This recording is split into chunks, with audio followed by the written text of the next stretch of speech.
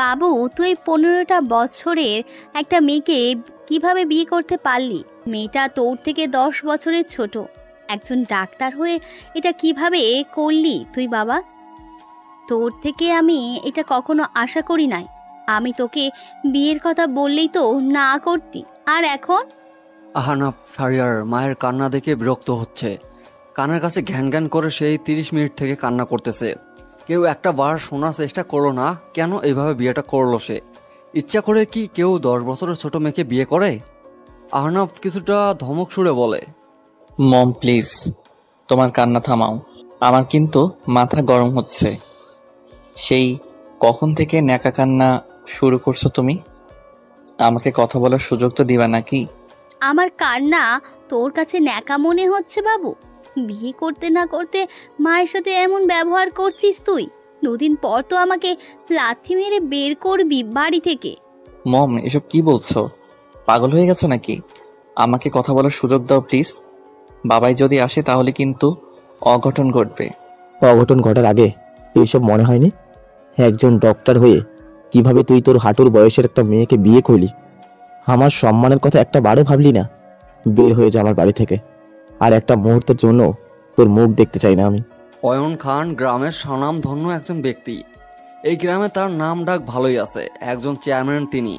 যেখানে বাল্যবিবাহ তিনি বদ্ধ করতেছেন, সেখানে নিজের বড় ছেলে এমন কাহিনী করলো, তার মান সম্মান থাকবে কই থেকে? আহনাফের গালে পরপর 2-3টা চর বসিয়ে দেয়।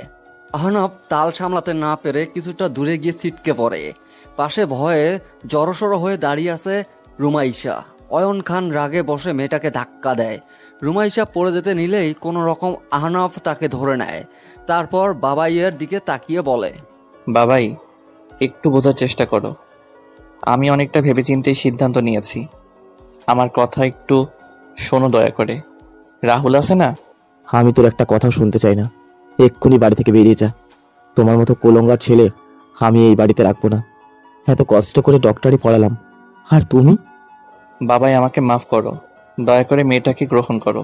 ওর এখন আমি ছাড়া আর কেউ নেই। বের হয়ে যাও আমার বাড়ি থেকে। আর যদি কখনো এই বাড়িতে দেখি, তাহলে তোমার মাকে তালাক দিয়ে বাপের বাড়ি পাঠিয়ে দেব। বাবাই। আহনাফ অবাক হয়ে যায়। তার জন্য তার মা কেন এসব ভোগ করবে?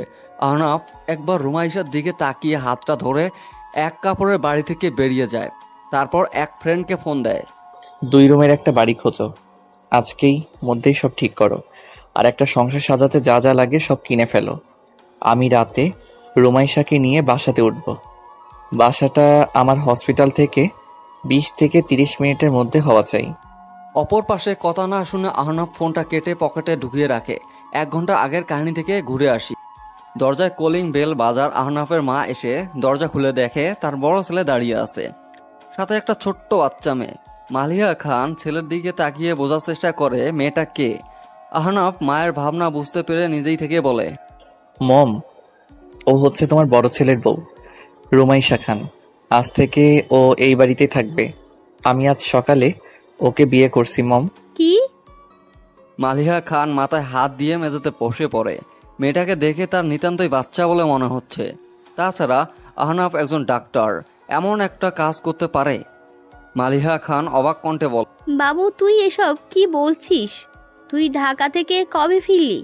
আর কি বলিস? মেয়েটা তোর বউ হতে যাবে কিভাবে? মম, আমি কথা ঘোরাতে চাই না। আজকে আমি এই মেয়েটাকে বিয়ে করছি। আজ থেকে ও মিসেস আহনাফ খান। মেয়েটার বয়স কত আহনাফ? অবাক হয়ে মালিহা খান কথাটা বলে। আহনাফ ভয়ে ভয়ে বলে, 15 বছর মম। মেয়েটা তোর থেকে গুনে গুনে 10 বছরের ছোট আহনাফ। তুই এইটুকু বাচ্চা মেয়েকে কিভাবে বিয়ে করতে পারলি? তোর বয়স 25 বছর আর মেয়েটা 13। তুই কি গাঁজা খেয়ে আজ বাসায় ফিরছিস? মম প্লিজ, আমাকে দেখে কি তোমার মজার মুড মনে হচ্ছে? আমি সিরিয়াস মম। আমি বিয়ে করছি। তুমি তো চাইতে আমি যেন বিয়ে করি। তাই বলে তোর থেকে 10 বছরের ছোট মেয়েকে নাকি? মালিহা খান ছেলের গালে একটা চর বসিয়ে দেয়। তারপর ছেলেকে জড়িয়ে ধরে মরা কান্না শুরু করে। বর্তমান আহনাফ রুমাইশাকে নিয়ে কাছেই একটা হসপিটালে আছে। সেখানে তার প্রিয় বন্ধু রাহুল অ্যাক্সিডেন্ট করে বেডে শুয়ে আছে। আহনাফ রুমাইশাকে রাহুলের পাশে বসতে বলে বাইরে যায়। প্রায় আধা ঘন্টা পর এসে একটা ব্যাগ হাতে ধরিয়ে দিয়ে বলে, রুমাইশা, জামা চেঞ্জ করে আয় যা।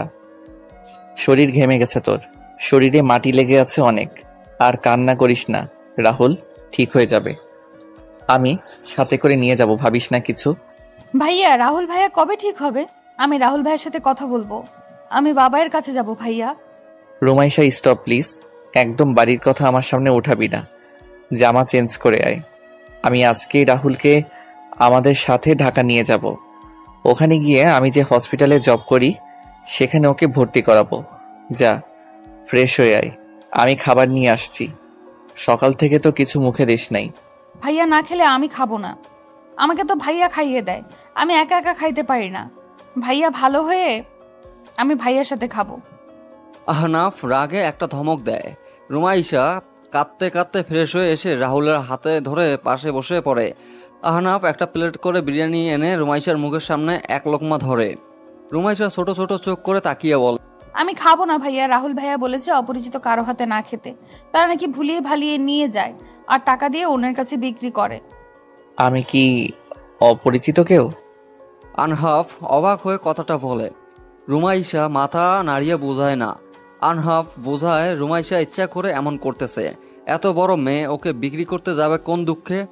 আহনাফ হালকা ধমক দিয়ে বলে, তাহলে আমি তোকে বিক্রি করতে যাব কেন?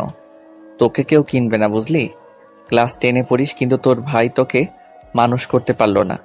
চুপচাপ খেয়ে নে তো, জ্বালাস না আমাকে। ভাইয়া না বললে আমি খাবো না।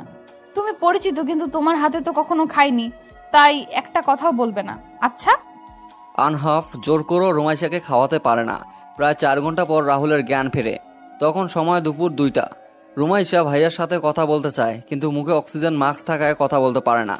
আনহাফ ডাক্তারের সাথে কথা বলে সব ঠিকঠাক করে নেয়। তারপর রাহুলকে বলে, তোর পিচ্চিকে একটু বল আমার হাতে যেন খাবার খায়। সকাল থেকে না খেয়ে আছে। আমি নাকি কিডন্যাপ করে ওকে বিক্রি করব, সেজন্য আমার হাতে খাবার খাইনি। রাহুল ওই অবস্থা হালকায় হাসে। রুমাইশা বলে হলেও দুষ্টুমি বেশি করে, আর সে তো খাবে না অন্যের হাতে, সেজন্য নানান গল্প বানিয়ে নেয়। রুমাইশা ভাইয়ার হাতে ধরেই বলে, ভাইয়া, আমি কি আহনাফ ভাইয়ার হাতে খাবার খাবো? তোমাকে অসুস্থ অবস্থায় দেখে আমাকে আবার বিক্রি করবে না তো? হরে ভাই, তোর বোন এমন জ্ঞান শূন্যহীন কেন? এ তো কেউ কিনবে না, তাহলে ওকে কার কাছে বিক্রি করব? তুই ওরে বোঝা, নয়তো না খেয়ে শুট কি হয়ে যাবে। যতই হোক বউ আমার, ডাক্তারের বউ না খাওয়ার জন্য মরে যাবে, এটা তো হয় না। রাহুল ইশারায় আহনাফের হাতে খেতে বলে। রুমাইশা খাবার খেয়ে বসে থাকে। প্রায় কয় মিনিট পর 3জন ছেলেমেয়ে আসে। রাহুলকে ওরা অ্যাম্বুলেন্সে উঠিয়ে দেয়। রুমাইশাকে অ্যাম্বুলেন্সে না নেওয়ার জন্য চিল্লাচিল্লি করতে থাকে। আহনাফ পড়ে যায় বিপাকে। এই মেয়েকে এখন কিভাবে সে বুঝাবে? রুমাইশা, শান্ত হও, আমরা তোর ভাইয়ের কাছেই যাব। আর যারা তোর ভাইয়াকে নিয়ে গেল সবাই তোর ভাইয়ার বন্ধু ছিল। বড় হসপিটালে রাহুলকে ভর্তি করিয়ে দিব। আমি তোকে সাথে নিয়ে যাচ্ছি, চিন্তা করিস না। তুমি আমার ভাইকে মেরে ফেলবে না তো? তোমার বাবা যদি আমার ভাইকে খুন করে তাহলে? কিসব বলিস? বাবাই আমার উপর রেগে আছে, তোদের উপর না। ভয় নাই, আমি তোকে তোর ভাইয়ার কাছেই নিয়ে যাব। রুমাইশা এবার শান্ত হয়। কান্না করা বদ্ধ করে গাড়িতে ঘুমিয়ে পড়ে। প্রায় 6 ঘন্টা পর তারা ঢাকা এসে পৌঁছায়। রুমাইশাকে রাহুলের সাথে দেখা করে তারা নতুন বাসায় উঠে এসেছে। রুমাইশা মুখটা ছোট করে বলে, ভাইয়া, তুমি আমাকে এখানে আনলে কেন? আজ থেকে এখানেই থাকবি। রাহুল সুস্থ হলে ওকেও এখানে রাখবো, ওকে? রাত হয়ে গেছে, এখন ঘুমিয়ে পড়। সকালে তোকে রাহুলের কাছে দিয়ে আমি হসপিটালে যাব, কাজ আছে তো তা করব। আমি কোথায় ঘুমাবো ভাইয়া? কেন, আমার সাথে? আনহাব অবাক হয়ে কথাটা বলে। যদিও এখন তার সম্পর্ক চাহিদা নিয়ে ভাবতেছে না, কিন্তু বিয়ে যখন হয়েছে তখন তো অবহেলা করতে পারে না। রুমাইশা কাদু কাদু মুখে বলে, ভাইয়া বলেছে ছেলেদের সাথে এক বিছানায় না ঘুমাতে। আমি তোমার সাথে থাকবো না, আমি বাড়ি যাব। তুমি পচা লোক। হায় রে রাহুল, এ আমি কাকে বিয়ে করলাম ভাই?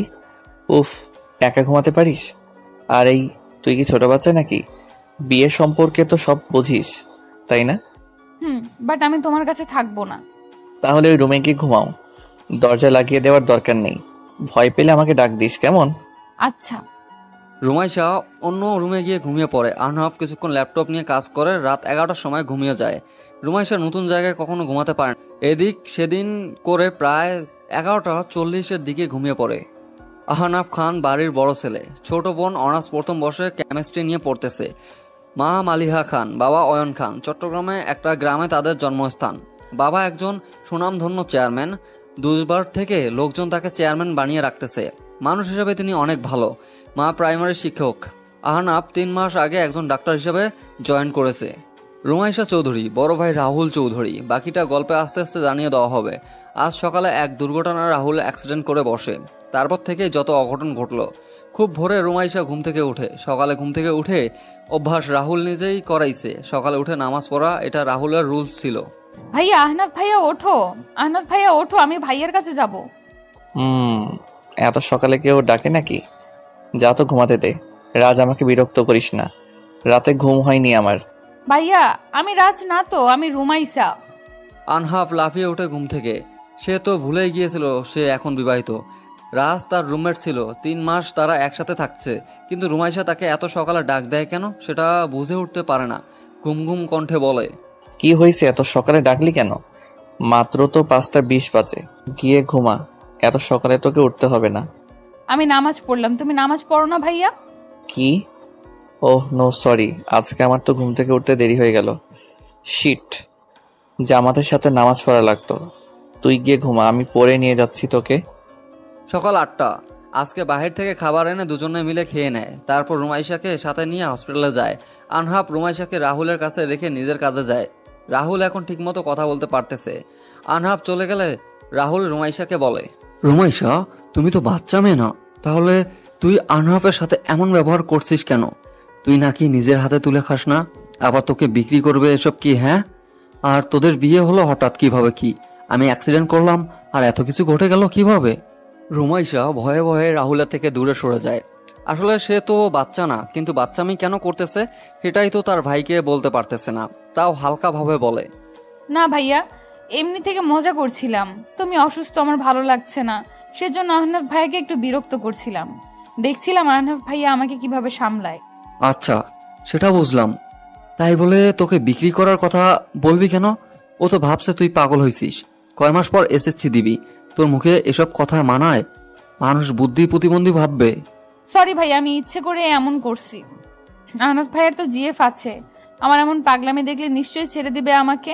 আর সেই জন্যই এমন করা। আহনাফ ভাইয়ার নাকি এইসব বাচ্চামি নাকি পছন্দ করে না, আমি সেটাই কাজে লাগিয়েছি। রাহুল চমকে ওঠে। রুমাইশা কিভাবে জানলো আহনাফের রিলেশনশিপের ব্যাপারে? আর একবার সে বুঝলো কেন আহনাফের সাথে এমন বাচ্চামি পাগলের মতো আচরণ করতেছে। রুমাইশা মোটেও বাচ্চা না। সে বিয়ে সম্পর্কে খুব ভালো করেই বোঝে। এসএসসি দিবে, এতে না বোঝার কি আছে? আর খাবার, সে তো মাসে একটাবার কারো হাতে খেতে পারে না, নিজেকেই তুলে খেতে হয়। রাহুল রুমাইশার দিকে তাকিয়ে ভুরু কুঁচকে বলে, আচ্ছা, এটা নিয়ে পরে কথা বলছি। কিডন্যাপ করবে এটা বুঝলাম, কিন্তু ভাত তুলে খাওয়ার ব্যাপারটা? তুই তো আমাকে বলেছিলি আহনাফ ভাইয়া নাকি কখনো কাউকে উঠিয়ে খাওয়াবে না। আমার সাথে চ্যালেঞ্জ করেছিলি, আর সেটার সুযোগ পেয়ে কাজে লাগিয়েছি। এখন বাজি অনুযায়ী আমাকে 10,000 টাকা দে। হায় রে কপাল, এখানে তোর ভাই মরতেছে আর তুই পাগলের মতো আনহাফের সাথে মজা করতেছিস। তোরে যে 2টা চর বসিয়ে দেয়নি এটাই অনেক ভালো। এখন এটা বল, হঠাৎ বিয়ে কিভাবে হলো? আর মা বাবা কোথায়? রাহুল সকালে একটা ফোন পেয়ে বাসা থেকে বের হয়ে যায়। তখন ভোর 5টা। প্রায় 1 ঘন্টা পর খবর আসে রাহুল অ্যাক্সিডেন্ট করেছে। আর তখনই বাসায় শুরু হয়ে যায় তুলকালাম। রাহুলের মা রুমাইশাকে ঘুম থেকে টেনে তুলে চিল্লিয়ে বলে, তোর ভাইটা তো মরছে, তুই মরতে পারিস না? এই বাড়িতে পড়ে থাকতে তোদের লজ্জা করে না? তোরা 2 ভাই বোন এমন নির্লজ্জ কেন? যা, আজকে তোকে বিয়ে দিয়ে আমি বিদায় করব। এই যে শাড়ি, রেডি হয়ে নে। মানে? রুমাইশা জোরে চিল্লিয়ে ওঠে, তার ভাইয়া মারা গেছে।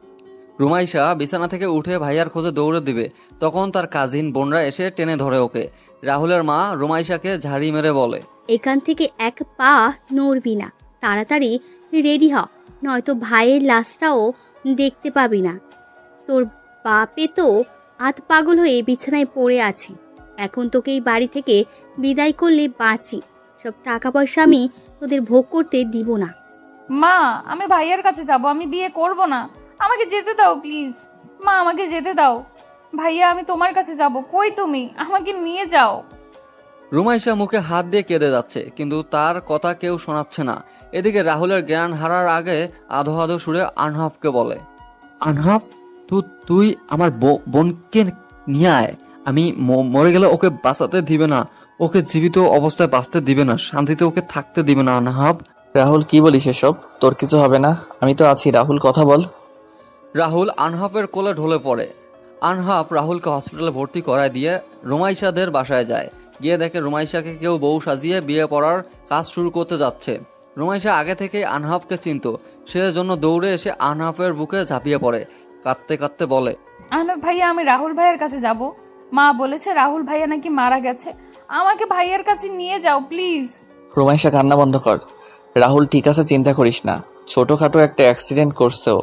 আর এসব কি? তোর ভাইয়া হসপিটালে ভর্তি, আর এখানে তুই বিয়ে করতে বসছিস? না ভাইয়া, আমাকে জোর করে ওই ছেলেটার সাথে বিয়ে দিচ্ছে যাতে আমার সব সম্পত্তি মা নিতে পারে। আর মা বলেছে আমি রাহুল ভাইয়া নাকি মারা গেছে। আমাকে আমাকে ভাইয়ের কাছে নিয়ে যাও প্লিজ। এখানে এসব কি হচ্ছে? লজ্জা করে না 15 বছরের একটা মেয়েকে বিয়ে দিতে? আপনাদের তো টাকা পয়সার অভাব নাই, তাহলে এখানে কোনো বিয়ে হবে না, সবাই চলে যান। এই ছেলে, তোমার সাহস হয় কি করে আমার বাড়িতে এসে আমার সামনে আমার মেয়েকে নিয়ে কথা বলছো? বেরিয়ে যাও। আমার মেয়ে আমি যে কোনো জায়গায় বিয়ে দিতে পারি, এখন এই বাড়ি থেকে বেরিয়ে যাও। আনহাফ চিৎকার দিয়ে ওঠে। রাহুলের মা পারভিন চৌধুরী চোখ মুখ শক্ত করে তার ছেলের দিকে তাকায়, বোঝাতে চাচ্ছে এক্ষুনি এই ছেলেটাকে বাড়ি থেকে যেন লাথি মেরে বের করে। আনহাফ হালকা চিৎকার দিয়ে বলে, মা? কিসের মা? সৎ মা আপনি ওদের, সেজন্য তো এইটুকু মেয়েকে বিয়ে দেওয়ার জন্য উঠে পড়ে লাগছেন। রোমাইশা, চল এখান থেকে, এই বাড়িতে থাকতে হবে না তোর। এই ছেলে, তোমার সাহস দেখে তো বাঁচি না। যদি রাহুলের মতো মরতে না চাও তাহলে রুমাইশাকে রেখে এখান থেকে কেটে পড়ো। ও, এবার বুঝলাম। আপনি এসব প্ল্যান করে রাহুলকে খুন করার চেষ্টা করছেন, কিন্তু আল্লাহর রহমতে রাহুল বেঁচে আছে। সামলে কথা বলো। আর রুমাইশায়ে তোর নাগর নাকি, সেই জন্য তোর হয়ে এত সাফাই করতে আসছে। এই বাড়ি থেকে বিয়ের আগে এক পাও নড়াতে পারবি না। আজকেই তোকে বিয়ে দিব, আর তারপর সারা জীবনের জন্য এই বাড়ি থেকে বিদায় করব। ওকে, তাহলে তাই হবে। কাজী সাহেব বিয়ে পড়ান, কিন্তু বিয়েটা ওই ছেলের সাথে না, আমার সাথে হবে। 5 মিনিটের মধ্যে 4-5 জন ছেলে আসে। সবাই তারা ভয় দেখিয়ে আনহাফ আর রুমাইশার বিয়ে করিয়ে দেয়। আনহাফ পারভিন চৌধুরীর সামনে দাঁড়িয়ে রাগী কণ্ঠে বলে, এবার তো যেতে পারি, তবে মনে রাখবেন এই বাড়িতে আবার যেদিন পা রাখবো সেদিন আপনার এই বাড়িতে থাকার শেষ দিন হবে। এই তোরা রুমাইশার রুম থেকে ওর বই খাতা যা আছে সব নিয়ে আয়। রুমাইশা, আমার সাথে চলো। রুমাইশার মাথার উপর দিয়ে যেন সবকিছুই গেল। আনহাফ রুমাইশাকে নিয়ে প্রথমে হসপিটালে যায়, তারপর কিছু সিদ্ধান্ত নিয়ে বাসায় যায়। কিন্তু তারপর যা হয় আর কি ঝামেলা। তারপর আর এসবের মানে কি? আমাকে তাহলে ইচ্ছা করে খুন করতে চাইছে? ভাগ্যের জোরে বেঁচে গেছি। বাট তুই তো চাইলে বিয়েটা না করতে এমনি বাসা থেকে বেরিয়ে আসতে পারতিস, বিয়ে করলি কেন? রাহুলের কথায় রুমাইশা রাগী চোখে তাকায়। সে সব বলবে নাকি? তার তো কিছু গোপন রাখার দরকার নাই। এসব বাদ দিয়ে রুমাইশাকে বলে, এসব বাদ দে ভাইয়া, এখন এটা বল তুই হঠাৎ অ্যাক্সিডেন্ট করলি কিভাবে? আর এত ভোরে কোথায় ছিলিস? আহনাফ ভাইয়া বা এত তাড়াতাড়ি কিভাবে চট্টগ্রাম গিয়েছিল? ও হ্যাঁ, আমাকে ফোন দিয়ে বলা হয় আনহাফ নাকি অ্যাক্সিডেন্ট করেছে। তখন আনহাফের কাছে ফোন করেছিলাম, ওর ফোন অফ ছিল।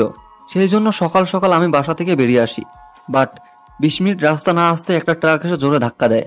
ও, আর আহনাফ ভাইয়ের থেকে শুনিস নাই ও এত সকালে এখানে কি করছিল? বাকিটা আমি বলি। পিছন থেকে আনহাফ বলে ওঠে। রাহুলের মাথা নাড়িয়ে বোঝায় বলে।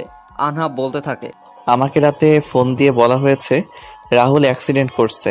আমি বোকার মতো রাহুলদের ফোনে ফোন না দিয়ে ঢাকা থেকে তাড়াতাড়ি চট্টগ্রাম চলে আসি।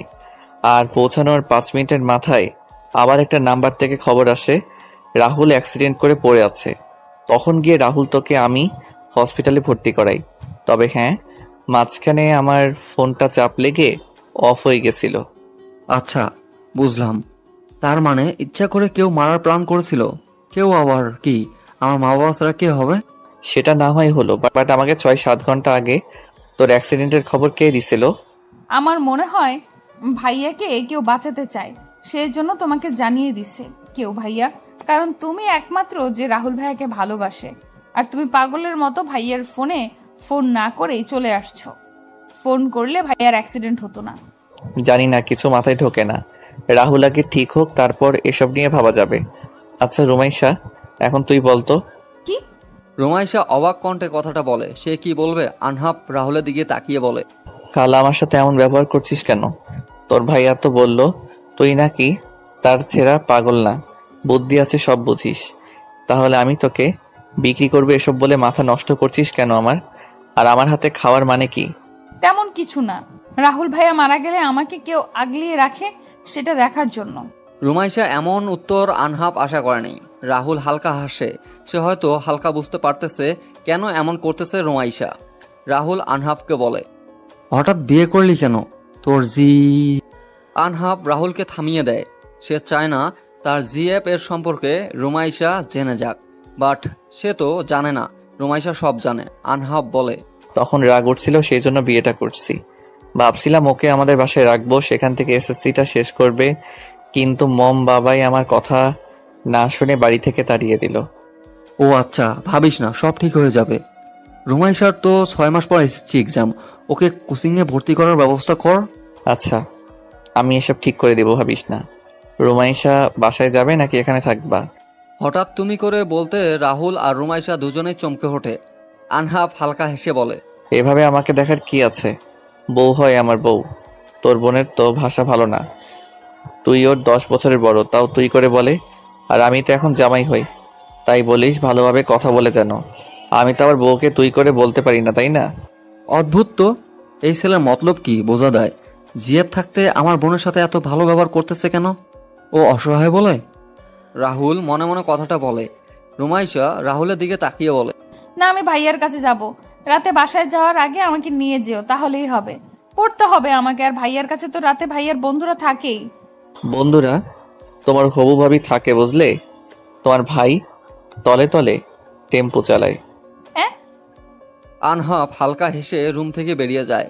রুমাইশা জানতো তার ভাইয়ের জিএফ আছে, কিন্তু দেখে নাই কখনো। আজ শুনে তার দেখার আগ্রহ জেগে ওঠে। রাহুল রুমাইশাকে বলে, তুই কি কোনোভাবে আনহাবকে ভালোবাসিস? তোমার বন্ধু অন্য কাউকে ভালোবাসে ভাইয়া, সেটাই তো যথেষ্ট, তাই না? আমি ঘুমাবো, সরে যাও। লে, সবাই এমন কথা ঘুরিয়ে নেয় কেন? রুমাইশা রাহুলের কথায় পাত্তা না দিয়ে বেডের একপাশে ঘুমিয়ে পড়ে। প্রায় 2 ঘন্টা পর তার ঘুম ভেঙে যায়। রুমে কারো কথা শুনতে পেয়ে তাকিয়ে দেখে রাহুল ভাইয়ার বন্ধুরা আসছে। তাদের সাথে রাহুলের গল্প করতেছে। রুমাইশা উঠে বসে পড়ে। তারপর রাহুল সবার সাথে তার পরিচয় করিয়ে দেয়। রাত 8টার সময় আনহাব এসে রুমাইশাকে বাসায় নিয়ে যায়। বাসায় এসে আনহাব নিজে রান্না করে। তারপর যখন ঘুমাতে যাবে তখন আনহাব বলে, আজ থেকে আমার রুমে ঘুমাবে তুমি। কাল তো ন্যাকামি করছো, আজ এসব বাদ দিয়ে আমার রুমে যাও। রাহুল আসার পর ও পাশের রুমে থাকবে। রুমাইশা আনহাফের দিকে তাকিয়ে কিছুটা ঝাঁঝালো কণ্ঠে বলে, না, আমি থাকবো না। আমাদের বিয়েটা স্বাভাবিক বিয়ের মতো না। তাছাড়া আমার পড়াশোনা আছে, একদম বিরক্ত করবা না আমাকে। আমি এখন পড়তে বসবো। মিসেস, তুমি যা ভাবছো সেটা হবে না, সমস্যা নাই। তবে তুমি চাইলে তোমার ভাবনা সত্যি করতে পারি। কি রাজি আছো নাকি? আনহাব রুমাইশার কানে কানে কথাটা বলে। রুমাইশার শরীর যেন শিশির হয়ে ওঠে। কি নির্লজ্জ কথাবার্তা বলে ছেলেটা। রুমাইশা দাঁতে দাঁত চেপে বলে, এত অসভ্য কেন ভাইয়া? আমি তোমার কাছে ছোট সুন্দর করে কথা বললাম। বড়দের থেকে কিন্তু ছোটরা শিক্ষা নেয়। তুমি যদি এমন খারাপ কথা বলো, তাহলে ছোটরা কি শিখবে বলো? হ্যাঁ, ওরে এত জ্ঞান দিতে হবে না। তোমার উপর সম্পূর্ণ অধিকার আছে আমার, কিন্তু আমি সেটা এখন চাচ্ছি না। তবে আমার সাথে একই বেডে থাকবা তুমি, ওকে? যাও, আমার রুমে বই আছে, পড়তে বসো। মানুষকে বিশ্বাস করতে নাই। জিএফ থাকতেও আমার সাথে এত ভালো ব্যবহার করার মানে কি? আনাফ ভাইয়ার মনে যে কি চলছে কে জানে। তো কি ভাবিস? হ্যাঁ, যা পড়তে বস, আমি পড়া ধরবো। বেশি সময় নাই, ফাঁকিবাজ হলে চলবে না। চুপ, অসভ্য বেয়াদব। একবার তুমি আবার একবার তুই বলো কেন? হ্যাঁ, আমিও কিন্তু তুই করে বলবো। আচমকে এমন ঝাড়ি খেয়ে আনহাব থতমত খেয়ে যায়। এইটুকু বাচ্চা মেয়ে ওকে ঝাড়ি মারতেছে। আনহাব রুমাইশার দিকে এগিয়ে যেতে থাকে। রুমাইশা ভয়ে চোখ মুখ শক্ত করে বলে, দেখো ভাইয়া, আমি কিন্তু একটা বাচ্চা মেয়ে। আমি আপনার বাচ্চার বয়সের। আমার কাছে আসবেন না প্লিজ। Maisha, stop please. সবকিছুর একটা সীমা থাকা উচিত। এমন পাগলদের মতো ব্যবহার করিস কেন? আমি তোর জামাই হই, আর তুই নিজেকে আমার বাচ্চার বয়সের ভাবছিস? তা তুই তো আমার বউ, কয়টা বাচ্চা জন্ম দিলি? আনহাব রুমাইশার গালে একটা চর বসিয়ে দেয়, তারপর রাগী সুরে কথাটা বলে। রুমাইশা গালে হাত দিয়ে কাদু কাদু মুখ করে বলে, ভাইয়া আর এসব বলবো না, প্লিজ তবু আমাকে চট দিও না, আমার ব্যথা করছে। আমাকে কেউ চট দেয় না কখনো। আর একটা খা। আমি তোর কোন জন্মের ভাই হই? জামাইকে ভাই বলতে লজ্জা করে না? এসএসসি দিবি তাও বুঝিস না কোথায় কিভাবে কথা বলতে হয়? ভাইয়া আনহাব আবার একটা চর বসিয়ে দেয়। এবার রুমাইশা নিজে ঠিক রাখতে পারে না, ফুপিয়ে কেঁদে ওঠে। কান্না করতে করতে হিসকি উঠে যায়। আনহাব নিজে শান্ত করে রুমাইশাকে বেডে বসিয়ে দেয়, তারপর বুকের সাথে শক্ত করে জড়িয়ে নিয়ে বিড়বিড় করে বলে, কিভাবে বোঝাবো রুমাইসা? বিয়ে মানুষের একবারই হয়, সেটা তো বুঝতে চাচ্ছ না। আমি সম্পর্কটা ঠিক করতে চাচ্ছি তাড়াতাড়ি। আমার জিএফ আছে, বিয়ের পর জিএফ থাকলে সেটা পরকীয়া হয়ে যায়। তুমি বিয়ের সম্পর্কে বোঝো, তবু কেন এমন বাচ্চামি করছো? আমাকে মারছো? মা শুধু আমাকে ভালোবাসে না, সেই জন্য মারতো। তুমিও আমাকে ভালোবাসো না, কেউ আমাকে ভালোবাসে না। আমি বাসায় যাব। রাগ উঠছিল। আচ্ছা আমাকে এটা বলো তো, তুমি কি কাউকে ভালোবাসো? রুমাইশা আনহাবের টি শার্টে নাক মুছে কথাটা বলে। আনহাব চোখ মুখ কুচকে বলে, এই মেয়েটা এইমাত্র কি করলো? সেটাই ভাবতেই যেন তার গা গুলিয়ে আসতেছে, কিন্তু কিছু বলল না। এমনি থেকে মেয়েটা কান্না করতেছে। শুনতে যাচ্ছি, বলো, কাউকে ভালোবাসো নাকি? একটা মেয়ে স্বামীর ভালোবাসা পাওয়ার জন্য ছটফট করে, আর আমি নিজে তোমাকে সম্পর্কটা স্বাভাবিক করার কথা বলছি। এমন দূরে থাকতে চাচ্ছ কেন? কারো দয়া চাচ্ছি না সেজন্য। তুমি যেদিন আমাকে ভালোবেসে চাইবা সেই দিন তোমার কাছে আসবো, প্রমিস। মানে? আমি ঘুমাবো। ঘুমাও। আনহাব রুমাইশাকে শুনিয়ে দিয়ে নিজেও শুয়ে পড়ে। আজকে আর পড়তে বসা হলো না তার। আনহাব ক্লান্ত ছিল, সেজন্য তড়িঘড়ি করে ঘুমিয়ে পড়ে। আনহাব ঘুমিয়ে গেলে রুমাইশা আনহাবের দিকে তাকিয়ে বলে, ভালোবাসা এমন কেন? তার ভালো থাকার জন্য নিজেকে কষ্ট দিতে হচ্ছে। তুমি আমার ভালোবাসা, ভালো থেকে অন্য কাউকে নিয়ে। তোমাকে ছুঁয়ে দিতে ইচ্ছে করছে, খুব বলতে ইচ্ছে করছে, প্রিয় আমাকে একটু ভালোবাসবে? আমি যে তোমার ভালোবাসার কাঙাল। রুমাইশা উঠে পড়তে বসে। প্রায় 2 ঘন্টা পরে আনহাবের পাশে এসে শুয়ে পড়ে। ভোরে আজানের ধ্বনি কানে আসতে ঘুম ভেঙে যায় আনহাবের।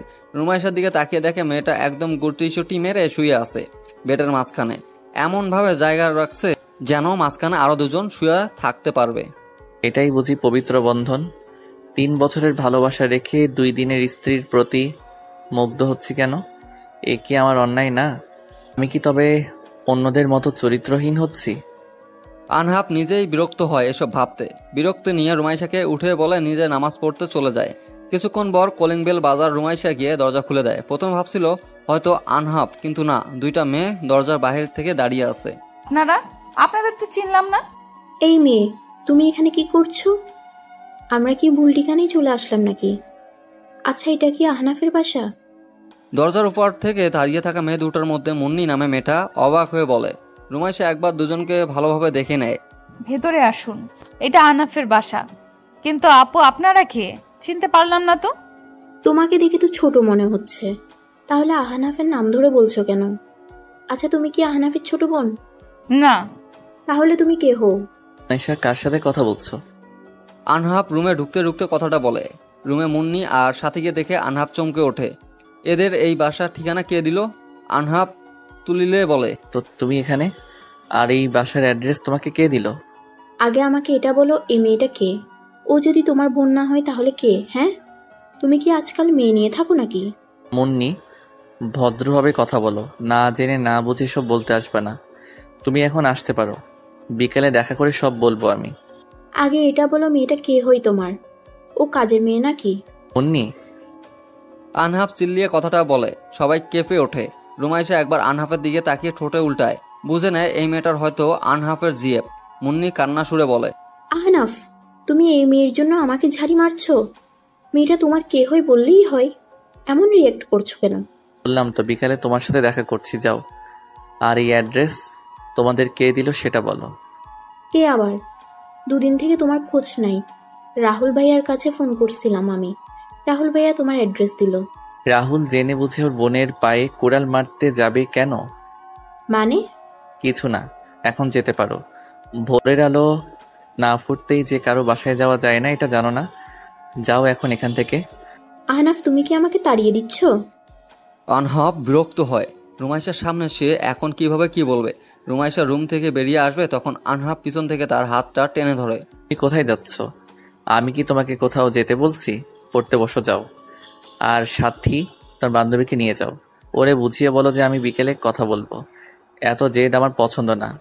2 দিন পর বলবা আমাকেও তোমার পছন্দ না, সেজন্য তো এমন ব্যবহার করছো। আনহাব ঝাড়ি মারে একটা। সাথী মুন্নিকে নিয়ে বাসা থেকে চলে যায়। আনহাব রুমাইশার দিকে তাকিয়ে দেখে পড়তে বসছে। আনহাব ভড়কে যায়। মেয়েটা এখনো ছিল, হুট করে কখন পর টেবিলে বসছে। আনহাব আর কিছু না বলে রান্নাঘরে চলে যায়। কে তুই? আহনাফের জিএফ কে এই বাসার ঠিকানা দিছিস কেন? তুই কি চাস বলতো? তোর বোনের সংসার ভাঙবি নাকি? রুমাইশা রাহুলকে ফোন দিয়ে কিছু কথা শুনিয়ে দেয়। তারপর রাহুল বলে, প্রথমত আমাকে তুই বলবি না ওকে? তোর জামাই এসব পছন্দ করে না। তোর বড় ভাই হই, সম্মান তো একটু দে। তোর ভাইয়া, এটা বলো তুমি মুন্নি না ফুন্নি ওই মেয়েকে আমাদের অ্যাড্রেস কেন দিছো? সকাল সকাল এসে আমাকে আহনাফের বোন কাজের লোক বানিয়ে দিছে। এটা তো মানা যায় না। রানীকে চাকরানি বানানো সাহস কই পেল? বাল, তুই নাকি অ্যাড্রেস দিছিস, সেটা এড়িয়ে যাস কেন? বলো না ভাইয়া, কেন দিছো? আনহাব কি চায় সেটা দেখার জন্য। দুটা জীবন তো নষ্ট করতে দেওয়া যাবে না। ও তোর সাথে থাকতে চাইলে মুন্নিকে ছেড়ে দিক। আর মুন্নিকে পাঠিয়েছে যাতে ও সব জেনে যায়। অদ্ভুত ভাইয়া, আহনাফ যদি মুন্নি আপুকে নিয়ে হ্যাপি থাকে তাহলে থাকতে দাও। তুমি কেন এর ঝামেলায় মাঝখানে আসছো? আগে এটা বলতো, আনহাফের নাম ধরে ডাকার সাহস কই পেলি? শুনতে পেলে দিবে 2টা। আর আনহাফ কই? ফলে 2টা চর বসিয়ে দিছে। ভাইয়া বলছি সেজন্য ভাইয়া বলতে বারণ করছে। কি? আচ্ছা, ওর মনে কি চলতেছে কি? আর আনহাফ কই? রান্না করছে। তুই একটু ওর থেকে রান্না শিখে নিস রুমাইশা। বাপের বাড়ি আর শ্বশুর বাড়ি এক না। তুই বাসায় কখনো রান্না ঘরে যাসনি, কিন্তু আনহাফ তো তোর সাহায্য করা উচিত। তোর জন্য ও পরিবার থেকে বিচ্ছেদ হয়েছে। আচ্ছা তাহলে রাখো, আমি আহনাফের কাছে যাই। রুমাইশা ফোন রেখে চুলগুলো একটা ঝুটি করে তারপর গায়ে ভালোভাবে ওড়না ঠিক করে নেয়। রান্নাঘরে এসে দেখে আনহাফ তরকারি কাটতেছে। বেচারা ঘেমে একাকার হয়ে গেছে। রুমাইশা গালে হাত দিয়ে আনহাফের দিকে তাকিয়ে থাকে। আনহাফ সেটা বুঝতে পেরে বলে, আমি সুন্দর, এটা আমি নিজেও জানি, কিন্তু তুমি এভাবে তাকিয়ে থেকো না প্লিজ। এতে আমি তোমাতে মুগ্ধ হয়ে পড়বো। আমি মোটেও তোমাকে দেখছি না। আমার বয়ফ্রেন্ড আছে, তোমাকে দেখতে যাব কেন? আমার চোখ এতটাও খারাপ না যে বাদরের দিকে তাকিয়ে থাকবো সবসময়। তুমি কি আমাকে বাদরের সাথে তুলনা করছো? তুমি জানো কত মেয়ে আমার জন্য পাগল? চেহারা দেখে না। তুমি ডাক্তার, সেজন্য সবাই পাগল, কারণ মেয়েরা ডাক্তার পছন্দ করে। তুমিও তাহলে ডাক্তার পছন্দ করো? বউ আমি ঘেমে যাচ্ছি, একটু ওড়না দিয়ে তো ঘাম মুছে দিতে পারো। আমার ঠেকা পড়ে নাই, যাও ওঠো, আমি তরকারি কেটে দিচ্ছি। আচ্ছা এটা বলো, কি তরকারি করবা? আলু ঝুরি করে ডিম দিয়ে রান্না করব। মাংস নাই? রুমাইশা মুখটা ছোট করে কথাটা বলে। আনহাফ রুমাইশা কাহিনী বুঝতে পেরে বলে, তোমার বাপের অনেক টাকা, আমার এত টাকা নাই যে প্রতিদিন তোমাকে মাংস খাওয়াবো। আর এটা উচিত না, প্রতিদিন এসব খাওয়া ঠিক হবে না। শাকসবজি সব খেতে হবে এখন থেকে। কখনো না, আমি ডিম, মাংস, মাছ এসব ছাড়া কিছু খাই না। এখন থেকে খেতে হবে। এখানে কি করছো? যাও পড়তে বসো। ওঠো, আমি তরকারি কেটে দিচ্ছি। পারবা তো? রুমাইশা এতক্ষণ মনোযোগ দিয়ে আনহাফের আলু ঝুরি করা দেখতেছিল। এর আগে কখনো সে এসব দেখেনি, করেও নাই। বাসায় কাজের মানুষ ছিল অনেক, তারাই কাজ করত। আনহাফ সেখান থেকে উঠে গোসল সেরে নেয়। রুমাইশা হয়তো একটু আলু কাটতে 10 মিনিট সময় নিতে ফেলে, তাও আনহাফের মতো ঝুরি করতে পারে না। আনহাফ হালকা হেসে মাথা মুছে রুমাইশার কাছে আসে। এত সকালে গোসল করলে কেন? হসপিটালে যাব, দুপুরে আসবো না, সেজন্য খাবার নিয়ে যাব, ওখানে তোমরা খেয়ে নিবা। কেন, আজ কাজ বেশি নাকি? নতুন জয়েন হয়েছি যে আমি। ও। কথা বলতে বলতে হুট করে আনহাফ চিৎকার দিয়ে ওঠে। রুমাইশা, দেখে শুনে কাজ করতে পারো না? তুমি না বললে তরকারি কাটতে পারো? এখন তো ভালো করছো, তাই না? তোমার ভাই দেখলে বলবে আহনাফ আমার বোনের থেকে তুই কাজ করে নিস। রুমাইশা নাক টেনে কাঁদতে থাকে। ডান হাতে বুড়ো আঙ্গুল অনেকটা কেটে গেছে। সে কখনো এসব করেছে নাকি? তার উপর আনহাফ এমন বকাঝকা করতেছে। আহনাফ তাড়াতাড়ি উঠে রুমাইশাকে রুমে নিয়ে যায়, হাতটা ভালো করে ড্রেসিং করে বেঁধে দেয়। আমি ইচ্ছে করে এমন করছি নাকি? তুমি এমন আমাকে কথা শুনিয়ে দিচ্ছ কেন? মা বাবা যেমনই হোক তারাই ভালো। আমি বাসায় যাব, ওখানে আমার কোনো কাজ করতে হয় না। সরি, কিন্তু তুমি কাজ পারো না এটা বললেই হয়। মিথ্যা বলছো কেন? কতটা কেটে গেছে দেখছো তো? জন্য এইভাবে কেউ বকাঝকা করে না।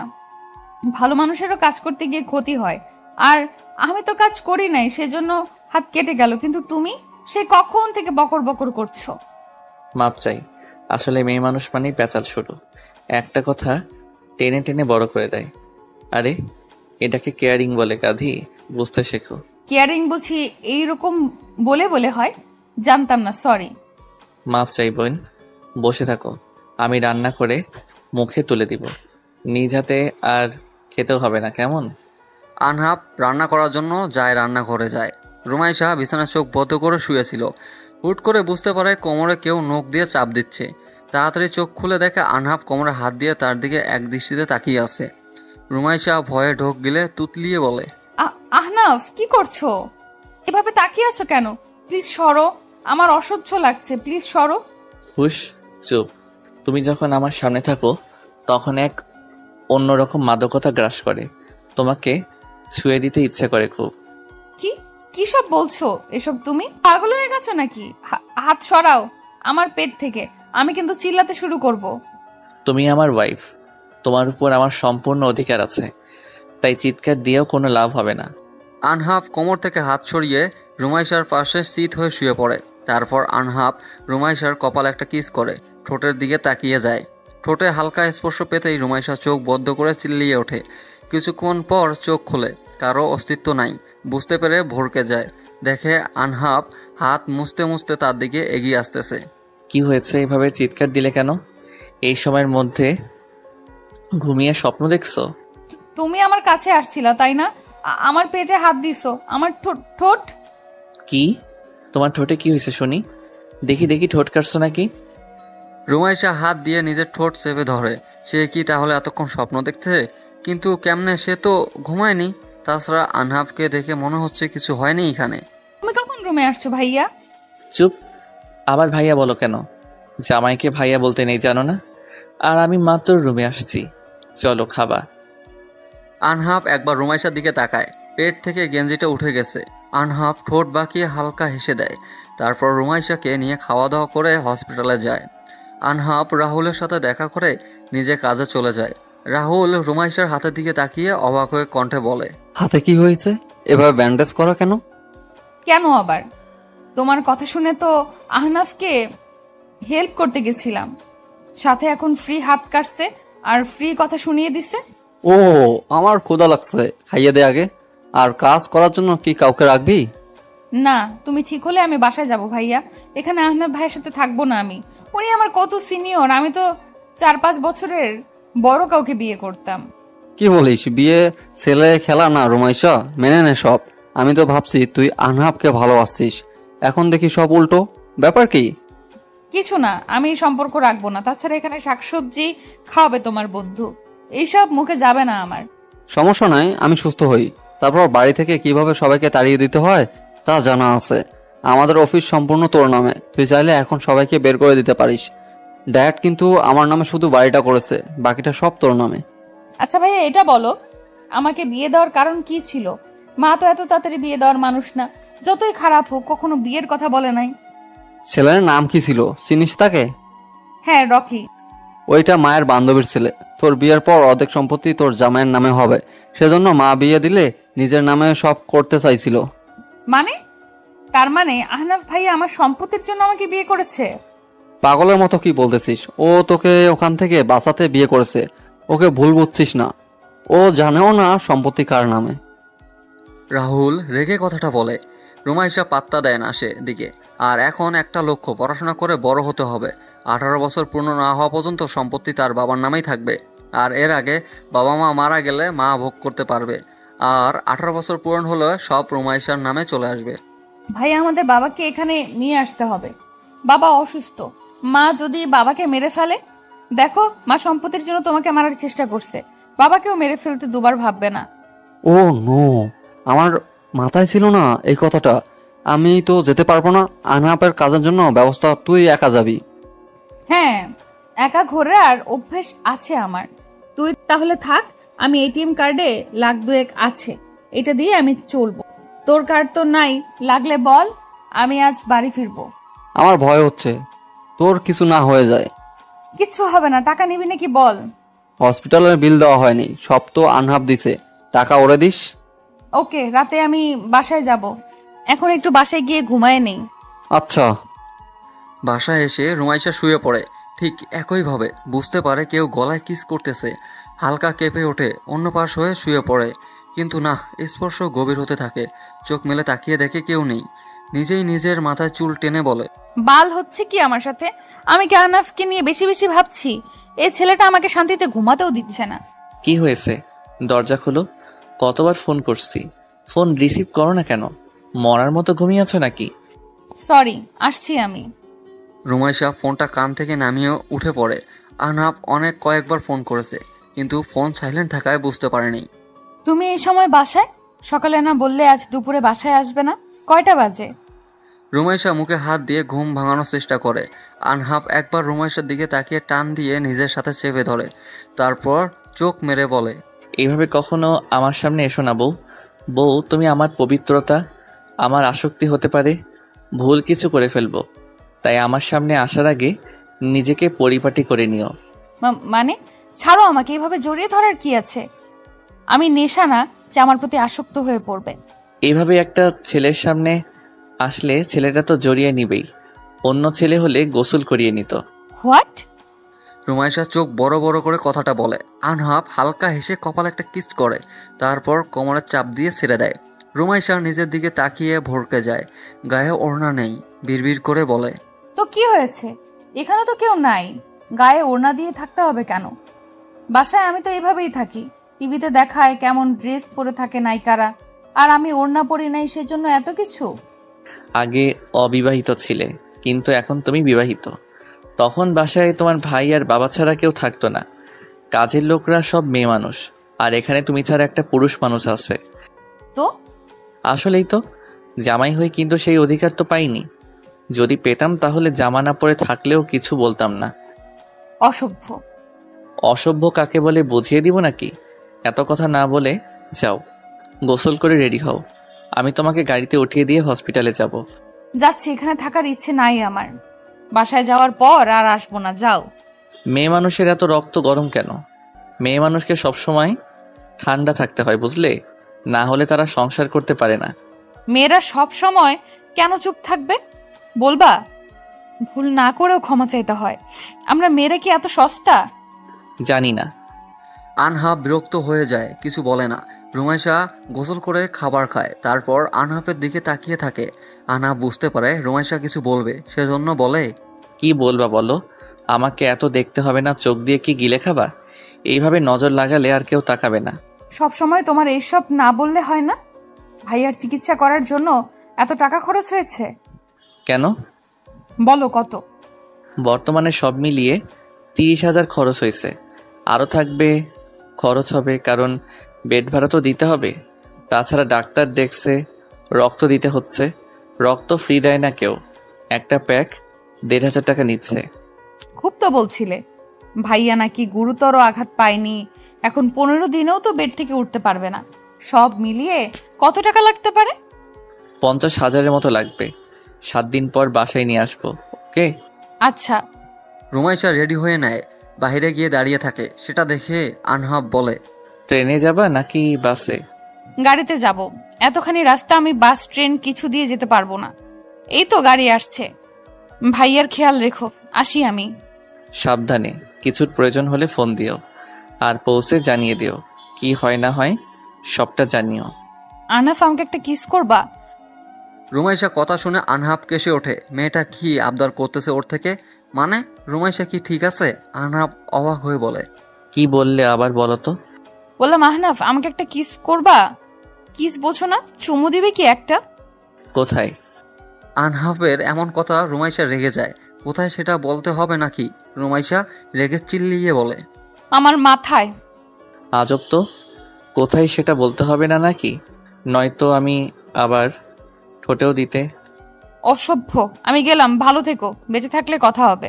রুমাইশা যেতে চাইলে আনহাব নিজের দিকে টেনে আনে, তারপর কানে ফিসফিস করে বলে, এত রাগ ভালো না বৌজান, হুট করে এমন একটা আবদার করে বসলে, সেজন্য আমি কিছুটা চমকে গেছি, বুঝলে? চলো, তোমার ভাবনা সত্যি হোক। প্রয়োজন নেই, এই নাও, এখানে 50,000 টাকা আছে, ভাইয়ের জন্য খরচ করছিলাম, সেটা দিয়ে দিলাম। আর টাকা লাগলে আমাকে বলিও, রাস্তায় মানুষ আছে, ছাড়ো আমাকে। আনহাব কপালে একটা কিস করে ছেড়ে দেয়। টাকাটা নিয়ে নেয় কিছু না বলে, কারণ সে নিজেই অন্যের থেকে টাকা ধার নিয়েছিল। আনহাব ফোন বের করে মুন্নির কাছে ফোন দেয়। মুন্নি, বিকেল 5টার সময় দেখা করো। আগে যেখানে দেখা করতাম সেখানেই দেখা করব। একা আসবা, কাউকে নিয়ে আসার প্রয়োজন নাই। আনহাব বেশি কথা না বলে ফোনটা রেখে দেয়।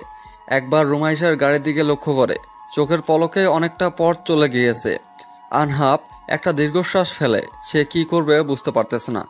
3 বছরের ভালোবাসা তাকে কি ঠকাবে? আর এদিকে রুমাইশার রাহুলের বোন। রুমাইশাকে ডিভোর্স দিলে মেয়েটা একটা পদবি পাবে, ডিভোর্সি, যা সমাজের জঘন্য কাজ। সবাই ভাবে যারা ডিভোর্সি তারা খারাপ। আনহাব হসপিটালে ফোন দিয়ে সবকিছু কথা বলে, তারপর ঘুমের মেডিসিন নিয়ে ঘুমানোর জন্য বিছানায় যায়। এই সময় মাথা গরম করলে চলবে না, একটু ঘুমানো প্রয়োজন। উফ, কেন যে না বুঝে বিয়ে করছিলাম। আচ্ছা, আমি রোমাইশাকে বুঝিয়ে ডিভোর্স দিব কি, নাকি মুন্নিকে ছেড়ে দিব? আনহাব কেঁদে ওঠে। তার কিছুই ভালো লাগতেছে না। সিদ্ধান্ত নিতে গিয়ে সবসময় ভুল করে সে। হুটহাট সিদ্ধান্ত নিয়ে বসে। মা বাবার সাথে কথা না বললে সে থাকতে পারে না। সব তোমার জন্য, সব তোমার জন্য। তোমাকে বিয়ে না করলে আমি মা বাবার সাথে ভালো থাকতাম।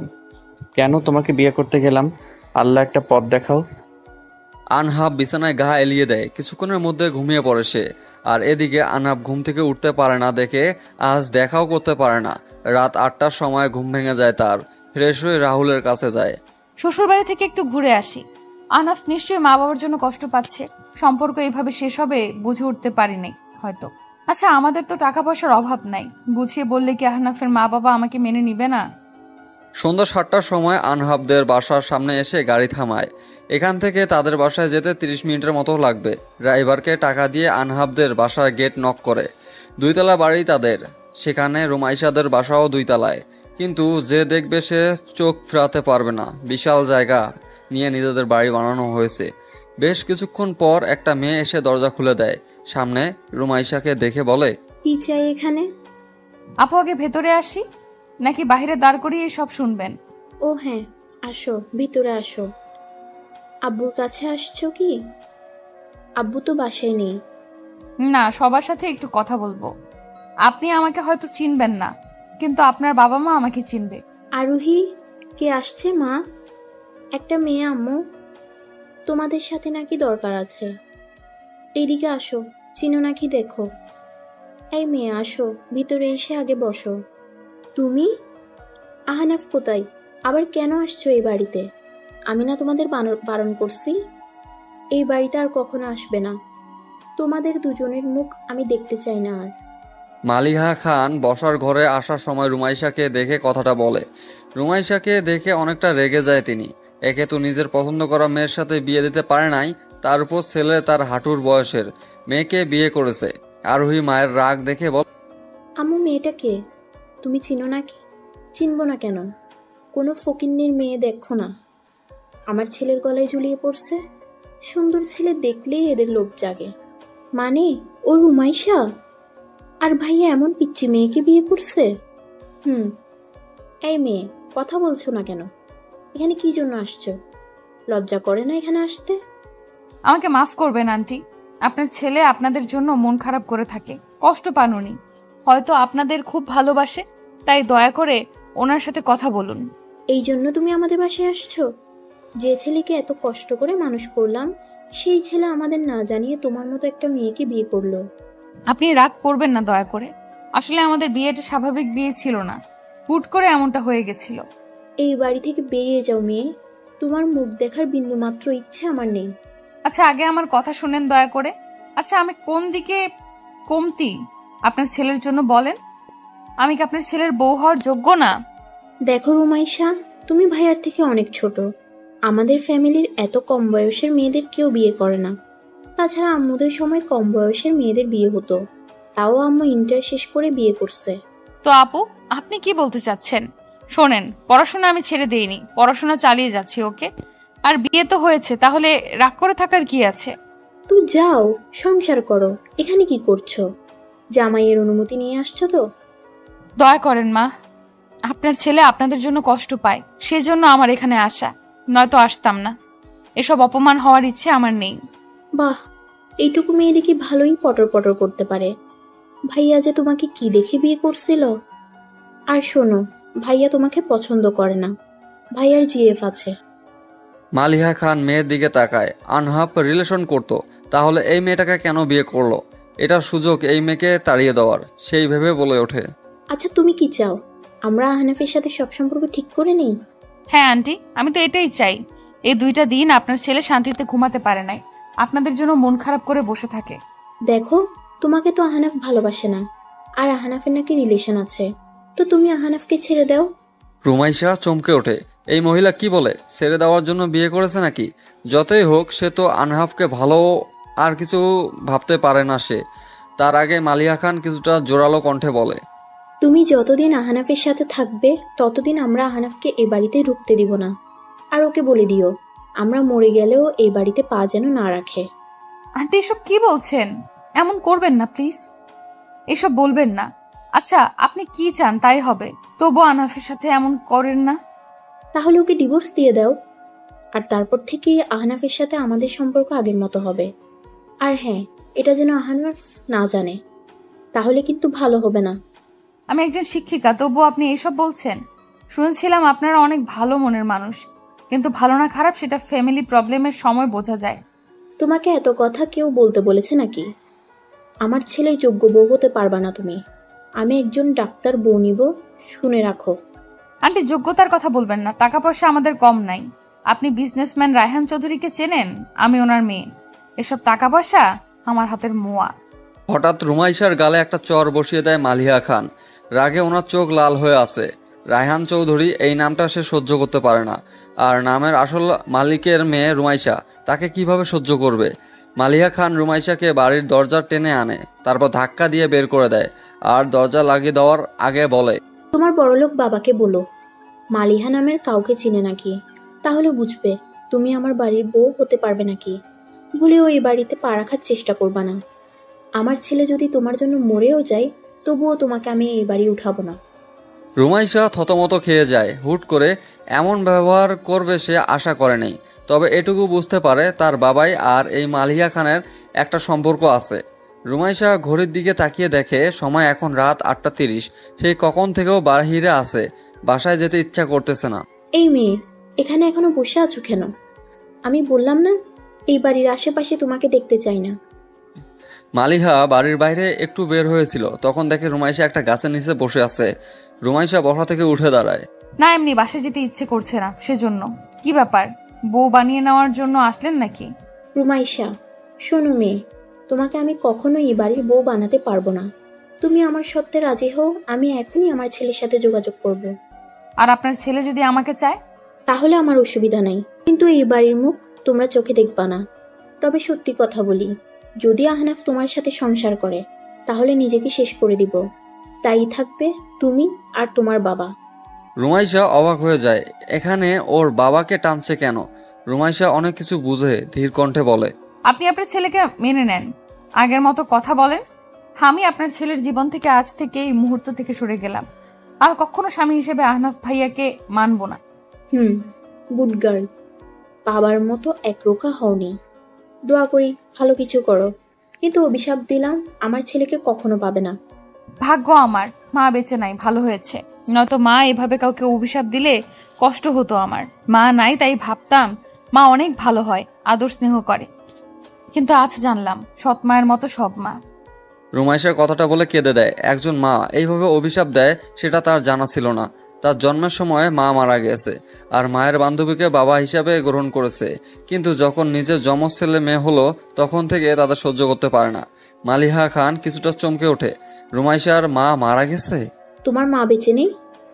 এসব আপনার না জানলেও চলবে, তবে জানি না আমার বাবাইয়ের উপর আপনার এত রাগ কেন। কিন্তু একটা কথা জেনে রাখুন, আমার বাবাই মৃত্যুর সাথে, ওনার মরা বাঁচা সবটা আল্লাহর হাতে। এমনটাই হওয়ার কথা তো, আগে না হয়ে এখন হয়েছে। আমার ছেলের থেকে দূরে থাকো, আর কিছু বলবা না। রুমাইশা মাথা নাড়িয়ে বোঝায় আচ্ছা। রুমাইশার সামনে মালিয়া খান আনহাফের কাছে ফোন দেয়। আনহাফ মায়ের ফোন পেয়ে তাড়াতাড়ি ফোনটা রিসিভ করে। মম, কেমন আছিস বাবা? বৌমা কেমন আছে? বৌমাকে নিয়ে বাসায় আসিস। সেদিন তোর বাবা রেগেছিল, সেজন্য এমন ব্যবহার করছে। জানিস তো তোর বাবা কতটা রাগী। অনেক ভালো আছি মম। তোমার সাথে কথা হওয়ার পর ভালো না থেকে কি থাকা যায়? আচ্ছা মম, আমার এখন ছুটি নাই, 10-12 দিন পর যাব। তোমার বৌমাও এখন এখানে নাই, ও একটু কাজে বাসায় গেছে। আচ্ছা বাবা, তাহলে তখনই আসিস। বাবার কাছে ফোন দিয়ে কথা বলিস। আচ্ছা মম। আরোহী কেমন আছে? ভালো আছে সবাই। আরও কিছুক্ষণ কথা বলে মালিহা খান ফোনটা কেটে দেয়। তারপর রুমাইশার দিকে তাকিয়ে বলে, টাকা দিয়ে সবকিছু হয় না মেয়ে। টাকার উপর শুয়ে না থেকে মানুষকে বিলিয়ে দাও, দেখবা তোমাদের জন্য মানুষ দোয়া করবে। টাকার বড়াই তো খুব দেখালে। তো তোমার বাবা নাকি মৃত্যু সাথী, তাহলে বাঁচিয়ে তোলো। শুনুন, অনেকক্ষণ থেকে আপনার এসব কথা শুনছি। আমাদের যে টাকা আছে, যত দান করা প্রয়োজন তার থেকে বেশি দান করি আমরা। আর এখানে যে স্কুল আছে, এটা আমাদের জায়গা। মানুষকে জানিয়ে দান করাকে দান বলে না, ওইটা মানুষ দেখানো বলে। রাগ লাগে। একটা সময় আমি কাঁদছিলাম। আসল কথায় আসি, তুমি আহানাফকে জানিয়ে দাও তুমি তাকে চাও না, তার সাথে তোমার সব সম্পর্ক শেষ। তুমি বলবা যে আহানাফ, তুমি আমার থেকে নিচু ফ্যামিলির, আমাকে চালানোর ক্ষমতা তোমার নাই। আপনি কি আমাকে আহনাফের কাছে খারাপ বানাতে চাচ্ছেন? আমি যা বলছি শুনবা, নাকি মৃত্যু। রুমাইশা বুঝে নেয় মালিহাটা তার উপর ক্ষিপ্ত। সে অন্য কিছু না বলে জোরে একটা শ্বাস ফেলে। তারপর হাঁটতে থাকে বাড়ির পথে। প্রায় 9টার পর সে বাড়িতে যায়। গিয়ে দেখে মানুষের ভিড় লেগে গেছে। ভুরু কুচকে ফেলে রুমাইশা। আজ কি বাড়িতে কোনো অনুষ্ঠান নাকি? কিছুই বুঝতে পারে না। রাত 9টার সময় বাড়িতে এত মানুষ কেন? আপু, বাবা। কি হয়েছে ভাই? তুই এভাবে কান্না করছিস কেন? আর বাড়িতে এত মানুষ কেন? আজকে অনুষ্ঠান নাকি? আর অনুষ্ঠান হলে তুই কাঁদবি কেন? আপু, বাবা আর নেই, বাবা মারা গেছে। রুমাইশা গেটে দাঁড়িয়েছিল, তখন পারভেজ দৌড়ে আসে। আর রুমাইশার কাছে এসে, পারভেজ রুমাইশার সৎ মায়ের ছেলে। পারভেজের কথা শুনে রুমাইশা দৌড়ে বাবার রুমে যায়। বাবাই? রুমাইশা ডুকরে কেঁদে ওঠে। কাঁদতে কাঁদতে ছটপট করা শুরু করে দেয়। বাবার লাশ জড়িয়ে ধরে চিৎকার করে ওঠে। বাবাই, ও বাবাই, কথা বলো না প্লিজ। বাবাই, ও বাবাই, ওঠো না। তুমি কি তোমার মার উপর রাগ করে থাকতে পারো? বাবাই, কথা বলো প্লিজ। ও বাবাই, ওঠো। তোমার মা তো কান্না করছে। বাবাই, ও বাবাই, আমি কিন্তু তোমার সাথে আর কথা বলবো না। আপু, বাবাই আর কথা বলবে না আপু। বাবাই তো আল্লাহর কাছে চলে গেছে। আপু, বাবাইকে এইভাবে ঝাঁকুনি দিস না, বাবাই কষ্ট পাবে তো। আহারে, মেয়েটার জীবনটাই এমন হতে হলো। জন্মের পর থেকে মাকে কাছে পায়নি, এখন আবার বাবাকে হারিয়ে ফেললো। হ্যাঁ রে, সৎ মায়ের নাকি অত্যাচার করতো। এখন তো বাপটাও মারা গেল। এখন তো দেখা যাবে বাড়িতে জায়গা হবে না মেয়েটার। চারিদিকে বিভিন্ন কথা উঠতে থাকে। কেউ কেউ রুমাইশার কান্না দেখে তারাও কান্না করে দেয়। কিছুক্ষণ পর কয়েকজন ছেলে আসে। লাশ নিয়ে যাবে বুঝতে পেরে রুমাইশা বাবাকে শক্ত করে জড়িয়ে ধরে বলে, না, আমার বাবাই কোথাও যাবে না। আমার বাবাই ঘুমিয়ে আছে। বাবাই তার মায়ের উপর অভিমান করছে। আমার বাবাই আমাকে ছেড়ে যেতে পারে না। ও বাবাই, কথা বলছো না কেন? বাবাই, দেখো না, তোমার এই বদমাইশ লোকগুলো নিতে আসছে তোমাকে। আপু। পারভেজ চিৎকার দিয়ে ওঠে। রুমাইশা বেড থেকে পড়ে যায়। কয়েকজন মহিলা এগিয়ে আসে, রুমাইশাকে একটা বিছানায় শুইয়ে দেয়। মেয়েটার সেন্সলেস হয়ে পড়েছে। রুমাইশার বাবা মারা গেছে সেই দুপুরে, অথচ রাহুল বা রুমাইশা কাউকে এই খবর দেওয়া হয়নি। হইল চেয়ারের উনি চলাফেরা করত।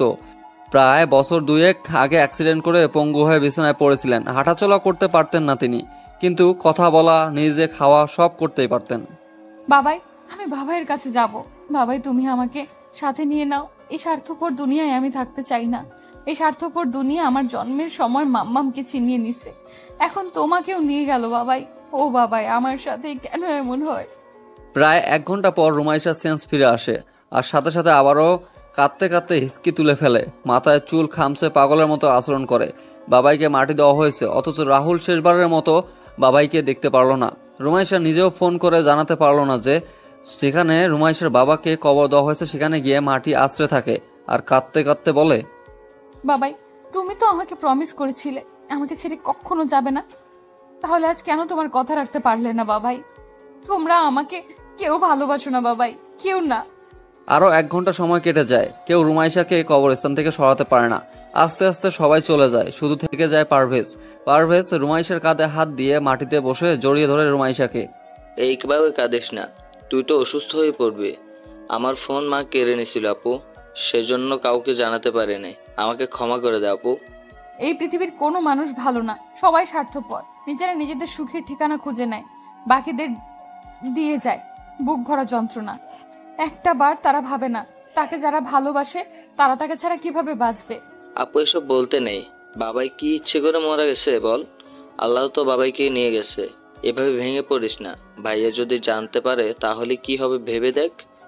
বারবার ফোন বাজায়। পারভেজ রুমাইশাকে ধাক্কা দেয়, ঢলে তার গায়ে পড়ে যায়। আবারও সেন্স হারিয়ে ফেলেছে। পারভেজ রুমাইশাকে কোলে নিয়ে রুমে যায়। বিছানায় শুয়ে দিয়ে সোফায় নিয়ে গা এলিয়ে দেয় নিজের। তারও তো খুব কান্না পাচ্ছে। ছেলে মানুষের কান্না করতে নেই কেন? কেন তারা কান্না করতে কষ্টগুলো হালকা করতে পারে না? বাবাই, তুমি আপুকে ছেড়ে কেন গেলে? আপুর তো তুমি আর ভাইয়ের ছাড়া কেউ নেই। মামুনি তো আপুকে কষ্ট দেয়। আপু এখন তোমাকে ছাড়া কিভাবে থাকবে? আবারও ফোনটা রিংটোন শুনতে পায় পারভেজ। রুমাইশার পকেটে ফোন আছে। আর পারভেজ ফোনটা বের করে নাম্বার দেখে রিসিভ করে। এই মেয়ে, তোমার কি সমস্যা? হ্যাঁ, প্রায় 100 বার ফোন করছি। ফোন ব্যবহার করো কিসের জন্য? যদি সময় মতো ফোন রিসিভ না করতে পারো। আমি পারভেজ, রুমাইশা আপুর ছোট ভাই। কিন্তু আপনি কে ভাইয়া? হায় রে, ফোনটা রিসিভ হলো, তাও আবার শালাবাবু রিসিভ করলো। আমি আহনাব, তোমার রাহুল ভাইয়ার বন্ধু। তোমার আপু কই? রাত 12টা থেকে 13টা বাজতে চললো, তো তোমার আপু কি বেঁচে আছে? তোমার রাহুল ভাইয়া নাকি ফোনে পাইনি ওকে? আপু ঘুমাইছে, সকালে আপুর ঘুম ভাঙলে আপনি কথা বলে নিন। আর ভাইয়া, রাহুল ভাইয়া কেমন আছে? তোমরা মারার চেষ্টা করে আবার শুনতে চাচ্ছ কেমন আছে? আচ্ছা, রাহুল তো অফিসে কাজ করতো, তাহলে কেন মারার চেষ্টা করলে তোমরা? ও তো বসে বসে খেত না। আমি না, মামুনিকে মারতে চাইছিল। আমি তো আপনাকে আগে ফোন দিয়ে জানিয়ে দিয়েছিলাম। ভাবছিলাম যে আপনি রাহুল ভাইয়াকে ফোন করে সাবধান করবেন, কিন্তু না, আপনি তা না করে এখনই চলে আসছিলেন। ও, তার মানে তুমি ফোন করছিলা? কিন্তু তুমি তো সেটা রাহুলকেও বলতে পারতে। যদি বলতে ভাইয়া মা তোমাকে মেরে ফেলতে চায়, তাহলে তো হয়ে যেত। ভাইয়াকে বলছিলাম, ভাইয়া মজা ভেবে উড়িয়ে দেয়। আমি কি করব? ভাইয়া বলে সৎ হোক মা তো, তাই আপনাকে জানিয়ে দিয়েছিলাম। রুমাইশা আপু মরার মতো ঘুমিয়েছিল, তাই আপুকে বলতে পারে নাই। তাছাড়া মেয়েদের রুমে অনুমতি ছাড়া প্রবেশ করা নিষেধ আমাদের। বাহ, ভালো। সেসব বাদ দাও। তুমি এত রাতে রুমাইশার রুমে কি করছো? বাবা, পারভেজ বলতে গিয়ে থেমে যায়। ভাবে এখন না, বলা উচিত না। রাহুল ভাইয়া তো অসুস্থ। বাবাইয়ার মৃত্যুর খবর পেলে আবারও অসুস্থ হয়ে পড়বে। সেই ভেবে আর কথা না বলে ফোনটা রেখে দেয়। তা তোমার ফোনের কথা মনে হয়েছে শেষমেশ? আমি ভাবছিলাম আমার সাথে সাথে তুমি ফোনের কথা ভুলে গেছো। সকাল 9টার সময় রুমাইশার ঘুম ভেঙে যায়। রাতে পারভেজের ঘুমে একটা ইঞ্জেকশন দিয়ে রাখছিল। রুমাইশা একবার সোফায় চোখ বুলায়। পারভেজ এলোমেলো হয়ে শুয়ে আছে। ফোন চেক করার পর দেখে রাহুল আনহাফ কয়েকবার ফোন করেছে। তাই ভাইয়ের সাথে হালকা কথা বলে আনহাফকে ফোন দেয়। না, মনে পড়ে নাই। কাউকে কি মনে পড়া খুব দরকার নাকি? আপনাকে কিছু কথা বলার ছিল ভাইয়া। বলো। আমি ডিভোর্স চাই। আমার থেকে আপনি 10 বছরের বড়, আপনাকে স্বামী হিসেবে মেনে নিতে পারবো না আমি। তাছাড়া আপনার জিএফ আছে সেটা আমি জানি, আর আমাকে আমার মতো ভালো রাখার ক্ষমতা আপনার নাই। আমি যেইভাবে চলাফেরা করি তা আপনি দিতে পারবেন না। কি বলছো ভেবে দেখছো? পাগল হয়েছো নাকি তুমি? একটা কথাও না। সকাল সকাল কি নেশা করছো? মা বাবা আমাদের সম্পর্ক মেনে নিছে। ভালো, বাট সরি ভাইয়া, আমি আপনার সাথে সম্পর্ক রাখতে পারলাম না। আমি ঢাকায় গিয়ে ভাইয়াকে আমার কাছে নিয়ে আসব। তুমি ভেবে বলছো? হুম। আনহাফ আর কিছু বলল না, ফোনটা কেটে দেয়। তারপর ধীর কণ্ঠে বলে, যাক, ভালোই হলো, নিজ থেকেই তো সরে গেল। আমি তো বাধ্য করি নাই। মুন্নির সাথে সম্পর্ক ঠিক করতে হবে। যতই হোক, সে আমার প্রথম ভালোবাসা। আর তাছাড়া রুমাইশার সাথে মিথ্যা ভালো থাকার অভিনয় আর চালিয়ে যেতে হবে না। এসব ন্যাকামি করে তা সহ্য করা লাগবে না। ওরে নাকি কিস করো, হ্যানত্যান অসহ্য, সব রাহুলের জন্য। এর জবাব আমি দিব একদিন। কিছু একটা ভেবে আনহাফ আবার ফোন দেয়। রুমাইশার বাবাইয়ের কথা মনে পড়তে কান্না করে দেয়। বাবাই মারা গেছে, আর এখানে আনহাফের সাথে ডিভোর্স নিয়ে কথা বলতেছে। এসব এখন বলতে কার বা ভালো লাগে, কিন্তু আর কথা বাড়াতে চায় না বলেই সে সকাল সকাল কথাটা জানিয়ে দেয়। ফোনের শব্দ বিরক্ত হয়ে চোখের পানি মুছে ফোনটা রিসিভ করে। কি হয়েছে, কি সমস্যা? নাম্বার কি ব্লক লিস্টে ফেলাতে হবে নাকি? আমাকে আর বিরক্ত করবেন না। আমার টাকা নেই সেজন্য আমাকে ছেড়ে যাচ্ছ রুমাইশা? আসলেই মেয়েরা টাকার লোভী হয়। মা ঠিকই বলছে, জীবনে কিছু করতে হলে আগে প্রচুর টাকা কামাতে হবে। আহনাফ, আপনি হয়তো জানেন না, মানুষ অনেক স্বার্থপর, তারা নিজের ভালোর জন্য সব করতে পারে। আমি না হয় আমার ভালোর জন্য আপনাকে ছেড়ে দিলাম, তাছাড়া আপনার তো জিএফ আছে, সেটা আমি জানি। তোমার জন্য আমি মুন্নির সাথে সম্পর্ক শেষ করার সিদ্ধান্ত নিচ্ছি। আর তুমি? যাক, ভালো হইছে, নিজের আসল রূপ দেখিয়ে দিছো। ভালো থেকো, আর জ্বালাবো না। তাহলে আমাকে কিভাবে ভালোবাসতেন? আপনি তো মুন্নি আপুকে ভালোবাসেন, তাই প্লিজ একসাথে দুই নৌকায় পা দেওয়ার চেষ্টা করবেন না। ভালোবাসার মর্যাদা দিতে শিখেন। রুমাইশার সব বিরক্তি লাগতেছে, লাইন কেটে ফোনটা অফ করে দেয়। তারপর বাবার কবরে গিয়ে বেশ কিছুক্ষণ সেখানে বসে কান্না করে। চোখের পানি মুছে তার সৎ মায়ের সামনে এসে দাঁড়ায়। এইভাবে রুমাইশাকে নিজের সামনে দেখে উনি কিছুটা ভয় পায়, সেটা নিজের মধ্যে চেপে রাখে। কিছু বলবে তার আগে রুমাইশা চিল্লিয়া বলে, কি ভাবছেন বাবাকে মেরে ফেলে ওনার সব সম্পত্তি ভোগ করবেন? এটা কখনো হতে দিব না। মাত্র 3টা বছর, এই 3 বছর সুখে থাকেন, তারপর সুখ কি জিনিস খুঁজে পাবেন না। ধ্বংস করব সব আমি। আমাকে এতিম করার জন্য আপনাকে রাস্তার ফকির বানিয়ে দিব। আপু চল, এই খারাপ জায়গায় তোর থাকার দরকার নেই। মা ভালো না, উনি টাকার জন্য সব করতে পারে। আমিও তোর সাথে যাব। আজ থেকে আমি তোদের সাথে থাকবো। আর মামুনি, এই 5 লক্ষ টাকা নিয়ে গেলাম, এটা আমার টাকা, তাই এটা নিয়ে কথা শোনাতে আসবেন না। পারভিন চৌধুরী হা হয়ে যায়। আজ ছেলেটাও তার বিরুদ্ধে, কিন্তু তাতে কি? উনি তো সব সম্পত্তি পেয়ে গেছে, আর কি লাগে তার? এমনই থেকে ছেলেটার থেকে মেয়েটা তিনি বেশি পছন্দ করে। রুমাইশা বাবাইয়ের রুমে গিয়ে প্রয়োজনীয় কিছু জিনিস নিয়ে তারপর পারভেজ আর রুমাইশা শেষবারের মতো বাবাইয়ের কবরে গিয়ে দোয়া করে ঢাকার উদ্দেশ্যে পাড়ি জমায়। গাড়ি থেকে নেমে রুমাইশা ছুটে যায় রাহুলের কেবিনে। ভাইয়ার যত কাছাকাছি আসে ততই তার বাবাইয়ের জন্য খারাপ লাগতেছে। আসমকে রুমাইশার এমন কান্না দেখে রাহুল ভরকে যায়। হুট করে কোথা থেকে উড়ে এসে এমন করে কান্না শুরু করেছে। রাহুল আশেপাশে তাকিয়ে দেখে বাবাইকে নিয়ে আসছে কিনা, সেটা দেখার চেষ্টা করে, কিন্তু রাহুল কিছু দেখতে পারে না। রুমাইশা ওকে সম্পূর্ণভাবে জড়িয়ে ধরে রাখছে। আনহাব দুপুরে খাবার খাওয়ার জন্য রাহুলকে কেবিনে আসে। রুমাইশাকে দেখে একটা হালকা হাসি দেয়। রাহুল রুমাইশার পিঠে হাত বুলিয়ে দেয় আর বলে, কি হয়েছে, এভাবে কান্না করেছিস কেন? আমি মারা যাইনি পাগল, স্যার লাগতেছে আমার। দেখি বাবাই আসছে নাকি। বাবাই আর কখনো আসবে না ভাইয়া। বাবাই আমাদের উপর অভিমান করে চলে গেছে। মানে? রাহুল উঠতে চাইলে আনহাব তাড়াতাড়ি এসে কাঁধে হাত দেয়। রুমাইশা এখানেও কান্না করে যাচ্ছে। রাহুল একবার কিছুটা ভয় পায়। রুমাইশা, কি হয়েছে সত্যি করে আমাকে বলতো। পারভেজ এখানে কি করছে? পারভেজ তুই এখানে কেন?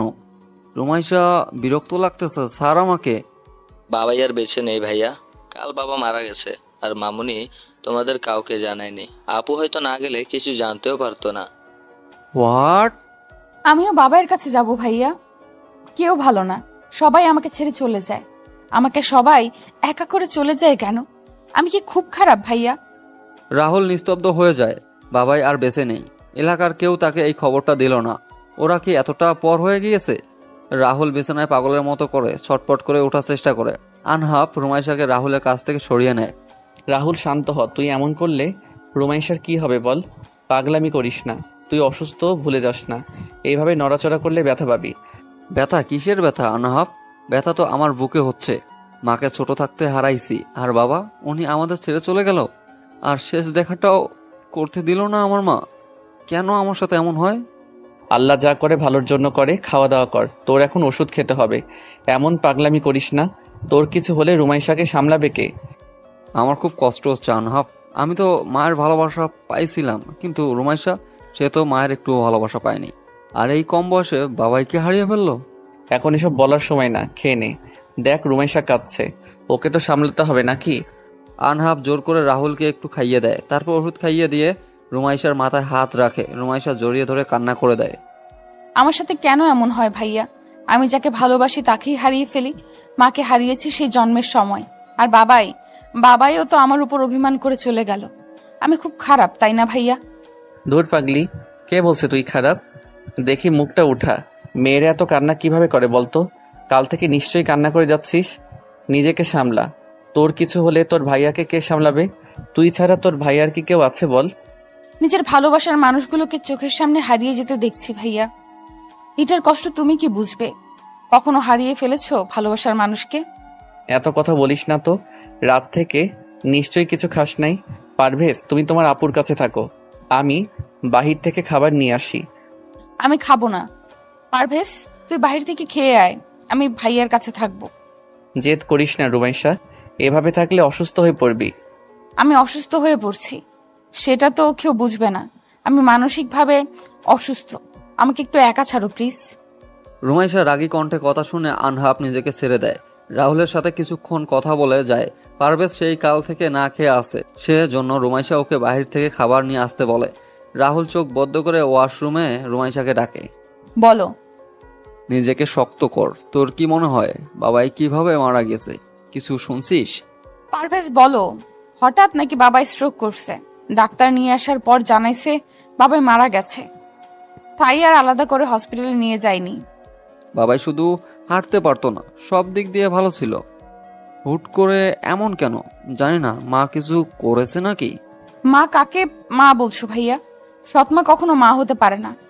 আচ্ছা ভাইয়া, মারা বুঝি সন্তানদের অভিশাপ দেয়? কি সব বলিস পাগলের মতো? কিছু খেয়ে নে যা, কালকে গেছিস কিছু খাস নাই নিশ্চিত। ওই তো পারভেজ জুস ফলমূল আনছে, খেয়ে নে। হ্যাঁ আপু, তুই এগুলো খেয়ে নে। আর ভাইয়া, তোমার শরীর এখন কেমন? বাসায় কবে যেতে পারবা? আর 3 দিন পর যেতে পারবো। বাট তুই এখানে কেন বলতো? তোর মা বুঝি আসতে দিল? না, আমি চলে আসছি। ওই মহিলার সাথে থাকবো না। আমি আজ থেকে তোমাদের সাথেই থাকবো।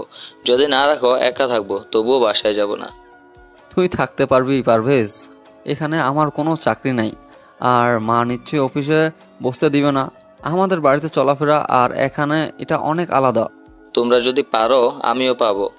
আমি তো এবার জেএসসি এক্সাম দিছি। আমি গণিত ভালো পারি, প্রাইভেট পড়াবো, সমস্যা নেই। আর তুমি রায়হান চৌধুরীর ছেলে জানার পর নিশ্চয় অনেক কোম্পানির মালিক জব দিবে।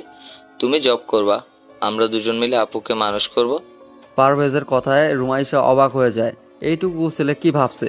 রাহুল হালকা হাসে। ছেলেটা এখনই কি করবে প্ল্যান করেছে। রুমাইশা হালকা রেগে বলে, আমি বুঝি মানুষ না, তাই নতুন করে আমাকে মানুষ করবি? ভাইয়া, আপুকে কি মানুষ মনে হয়? কিসের মতো লাগছে বলতো? বাদরের মতো? না না, হাতিও না। আমার আপু হচ্ছে পরী। পারভেজ রুমাইশার মুখে ফল তুলে দিয়ে কথাটা বলে। রাহুল ফিক করে হেসে দেয়। কখন হাসাতে হয় ছেলেটা ভালো করেই জানে। রাহুল রুমাইশার দিকে তাকিয়ে বলে, এক কাজ কর, তোরা চট্টগ্রাম চলে যা, গিয়ে একটা বাসা খুঁজে সুন্দর করে সাজিয়ে নে, তারপর এখানে চলে আসিস। পারভেজ আর আমি চট্টগ্রামে থাকবো, তুই এক্সামের আগে চলে যাস। কেন ভাইয়া, আপু আমাদের সাথে থাকবে না নাকি? আরে না রে গাধা, তোর আপু তো বিবাহিত, সেজন্য জামাইয়ের সাথে থাকবে। সেদিন বিয়ে হলো, তুই ভুলে গেছিস? ও হ্যাঁ। আনহাব তখন রুমে আসে। রাহুলের কথা শুনে একটা সুযোগ পায়, আর সেই সুযোগ কাজে লাগিয়ে বলে, না রাহুল, তোর বোন তোদের সাথে থাকবে। আমার সাথে সব সম্পর্ক শেষ করছে ও। আমি তো তোদের মতো ধনী না, তোদের মতো করে চলাতে পারবো না। আনহাব গায়ের অ্যাপ্রনটা খুলে হাতে নেয়, মুখ থেকে মাস্ক খুলে রাহুলের পাশে এসে কথাটা বলে। রাহুল অবাক হয়ে রুমাইশার দিকে তাকিয়ে দেখে। রুমাইশা আনহাবকে কি বলছে এসব? পাগল হয়েছিস নাকি? সম্পর্ক তুই ছেলে খেলা মনে করিস নাকি? চুপচাপ ওর সাথে থাকবি, আর কিছু যেন আমার না বলতে হয়। আমি এটা নিয়ে আর একটা কথাও বলতে চাই না। আমি তোর জন্য আনহাবকে। রাহুল বলতে গিয়ে থেমে যায়। এখন এসব বিষয় না বলা ভালো। রুমাইশা মুখটা খুব ইনোসেন্ট বানিয়ে দিল। আমি যদি তোমাদের বোঝা হই তাহলে চলে যাচ্ছি, কিন্তু আমি আহনাফ ভাইয়ার সাথে থাকতে পারবো না, ব্যাস। রাহুল বাদ দে, আমিও এই সম্পর্ক রাখতে চাই না।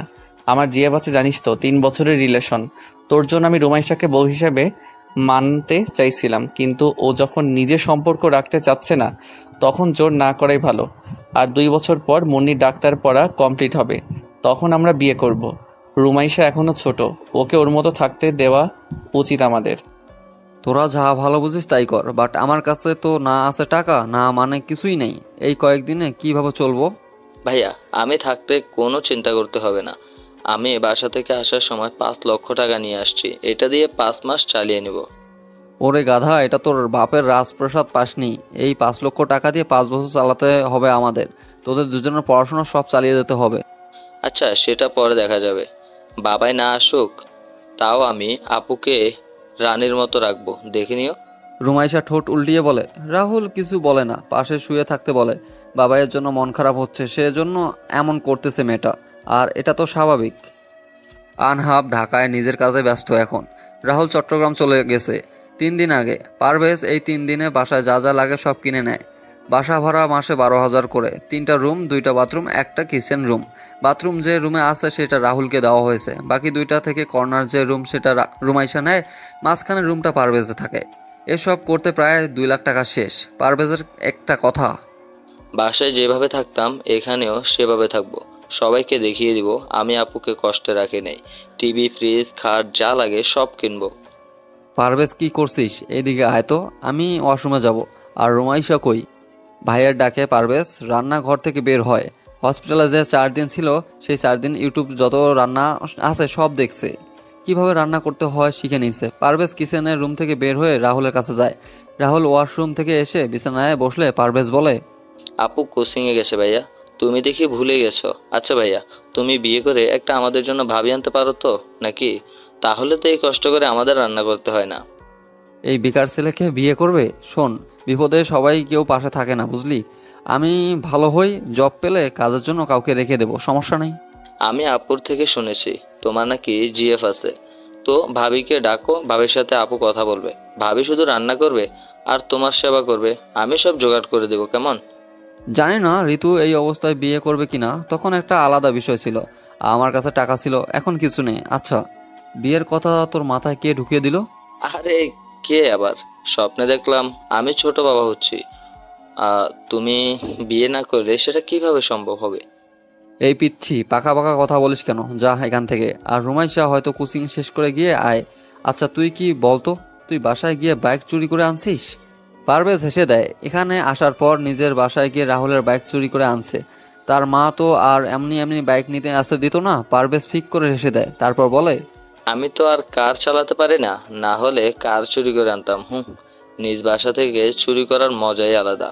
আমার রান্না শেষ, আপুকে নিয়ে আসি, তুমি বরং ঋতু ভাবিকে বাসায় ডেকে নেও। আচ্ছা তাড়াতাড়ি আসিস, 9টা বাজে, ক্ষুধা লাগছে আমার। 1 মাস কেটে গেল চোখের পলকেই। রাহুল এখন সুস্থ, হাঁটাচলা করতে পারতেছে, কিন্তু এখনো জবের জন্য বের হয়নি। বিয়ের কথা ঋতুকে জানিয়েছে। ঋতু বলছে সুস্থ হয়ে বাসায় প্রস্তাব নিয়ে যেতে।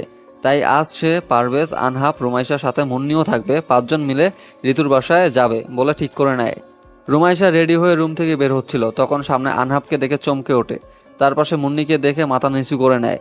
তখন ভাইয়ার রুমে যাওয়ার জন্য পা বাড়ায়, আর সাথে সাথে আনহাবের মাথার সাথে নিজের মাথা বাড়ি খায়। আনহাব বিড়বিড় করে বলে,